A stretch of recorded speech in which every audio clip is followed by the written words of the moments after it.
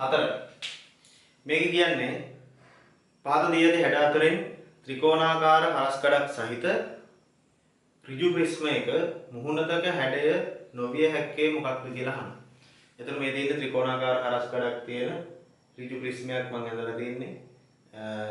එතකොට මේකේ තියෙන හැඩ මොනවද සහ මෙතන මේකට අදාළ නැති මොකද්ද තියෙන්නේ කියලා හොයගත්තා නම් හරි. රයිට්. මේක අපිට පේනවා ත්‍රිකෝණ තියෙනවා. ඒ වගේම වටේට ඍජු කෝණාශ්‍ර 3ක් තියෙනවා. එතකොට මේකේ නැති හැඩය තමයි අපිට ගන්න පුළුවන් රොම්බසය. සමචතුරස්‍රය සමචතුරස්‍රයක් තියෙන්න පුළුවන්. සමචතුරස්‍රයේ තියෙන ඒවාත් තියෙන්න පුළුවන්. හරි. මොකද මේ පැති තුනට සමචතුරස්‍ර 3ක් ආවා කියලා මේක හදන්න බැරි වෙන්නේ නැහැ. ප්‍රිස්මයක් වටේට සමචතුරස්‍ර 3ක් තියෙන්න පුළුවන්. පොඩ්ඩක් හිතලා බලන්න තියෙන්න පුළුවන්. හැබැයි රොම්බසයක් තියෙන්න බෑ. මොකද රොම්බසය කියන්නේ ඇද වෙච්ච එකක් නේ. සමචතුරස්‍රය ඇද වුණාම හැදෙන එකනේ රොම්බසය කියන්නේ. පාද හතර සමානයි නමුත් ඇදයි. ඒතර ඇදේට අපිට ත්‍රිකෝණයක් සෙට් කරන්න බැරි වෙනවනේ. ත්‍රිකෝණයක් හැදෙන්නේ නැහනේ. ඇද වුණාම පාද ඇද වෙනවා. ඒතර මේක හදන්න බෑ.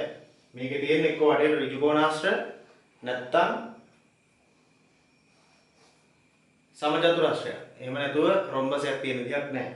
ඒතර මේකට ගැලපෙන්නේ නැති උත්තරය තමයි රොම්බසය. ත්‍රිකෝණත් ගැලපෙනවා. ත්‍රිකෝණ මේකේ දීලා නැහැ. රොම්බසය තමයි නොගැලපෙන්නේ.